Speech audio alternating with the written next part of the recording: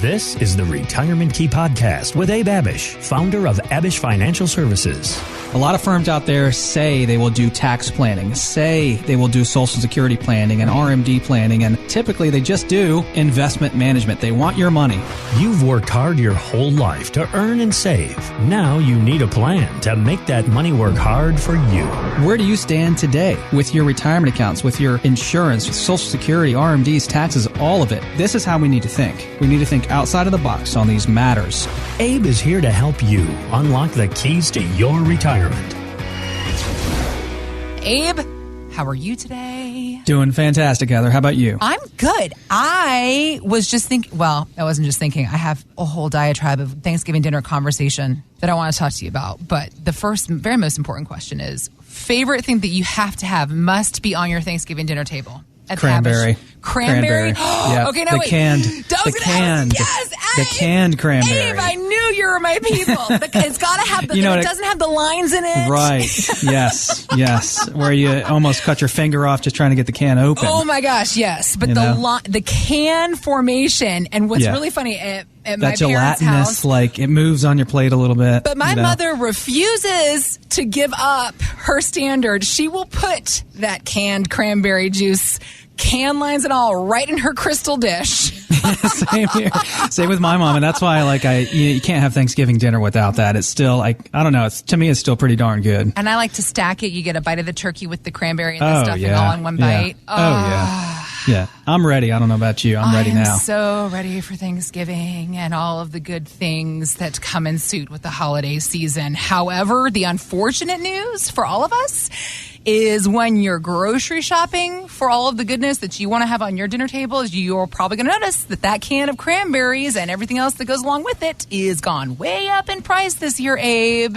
This year's Thanksgiving dinner costs, I was sharing this article with you earlier, it could be the highest of all time. The New York Times reports that nearly every component of the holiday dinner will cost more this year due to a knotted supply chain. That's whenever anybody says anything wrong, supply chain issues, labor shortage, inflation, right?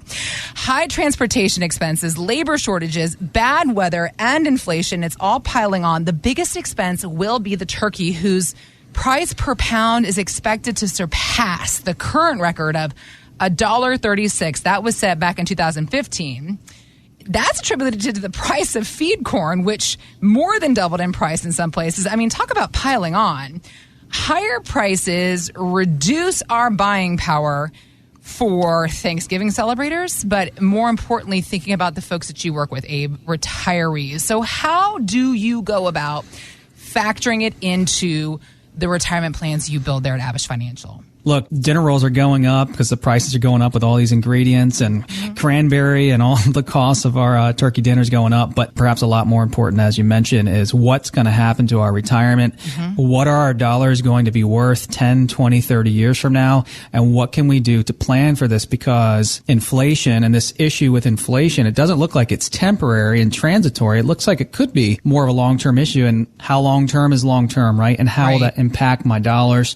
I don't want to be 90, 95 years old and not be able to afford what I need to afford and not have ran out of money, right? We need the money around, and how is inflation going to impact our retirement? So this is a concern for so many people that call into the show, Heather, and that come into our office. And what can you guys do for me to make sure, I'm protected against maybe higher taxes, a healthcare event, market crashes, but also inflation, and especially for women, and over 50% of our client base are single women that are either divorced, widowed, or just single. And their concern is usually greater than men in terms of healthcare and inflation and longevity, because women outlive men on average, and because the longer you live, the more we have to make this money last. Right? Yep. So we just had a lady call into the show who's been working for the FBI for 30 years. Wow. She's going to retire from the government soon.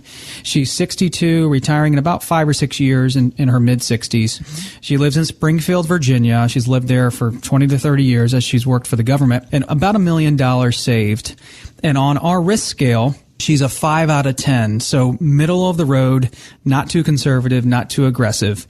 But when we did her income plan, and we just went through everything with her investment and risk analysis, we found out she was a 7 or an 8. So she obviously is concerned with inflation, with longevity, with living long, but she's also concerned with taking on too much risk and what could happen if and when the Federal Reserve starts pulling its thumb off the scale, stops injecting so much cash into the economy, and what will happen to her portfolio if and when the markets actually have a pullback, because we are continuing to hit all-time highs. The Dow just crossed over 36,000. The S&P 500 just crossed over 4,700. And man, it's fantastic. And I enjoy seeing my account balances go up too. Yeah. And I'm sure you do if you're in your late 50s, 60s, and 70s as you're approaching retirement.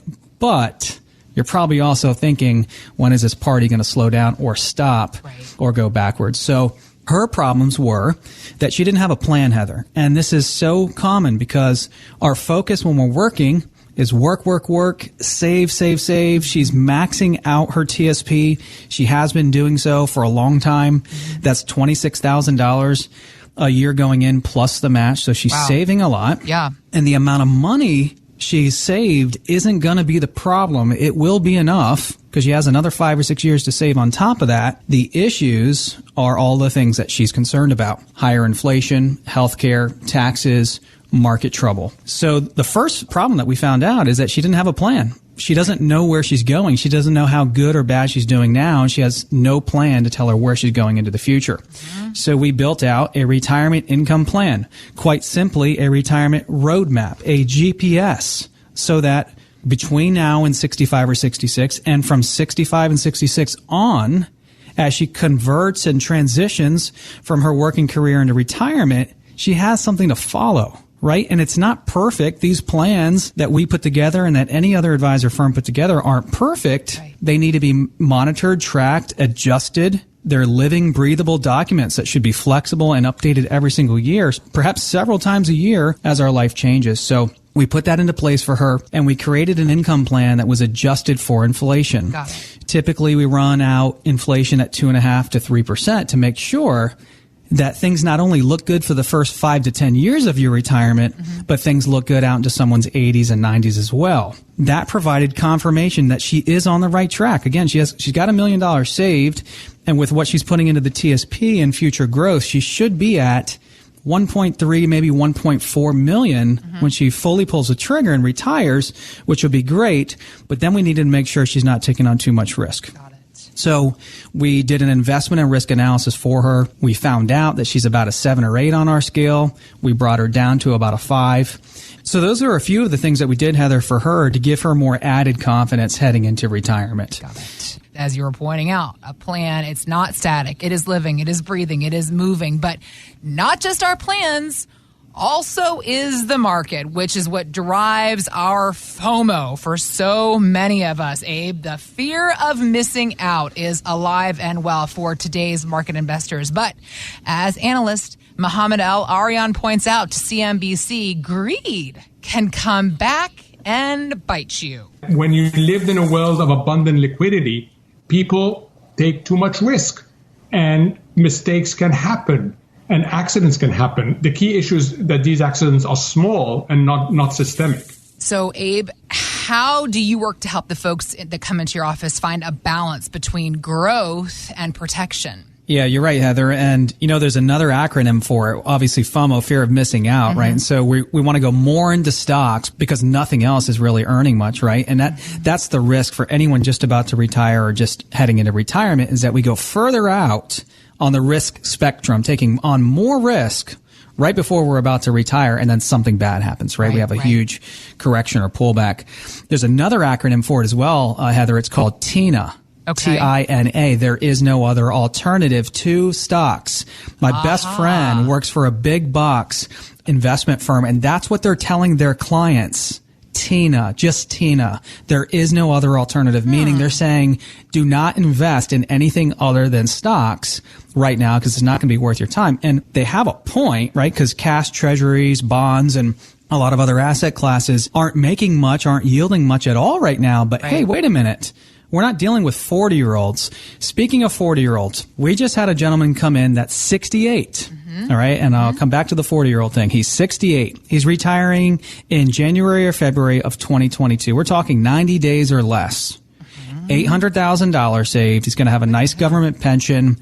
He's worked for the United States Postal System for 30 years, so he'll have a nice pension, Social Security check, $800K saved. He has plenty enough money. But when we did his investment and risk analysis and found out his current holdings, gave him his current Compass check, we found out that everything he's invested in is in the C fund of the TSP, which is essentially the S&P 500. Well, we know the S&P 500 is a home run strikeout index, right? It can be up 30, Heather. It can be down 30, okay?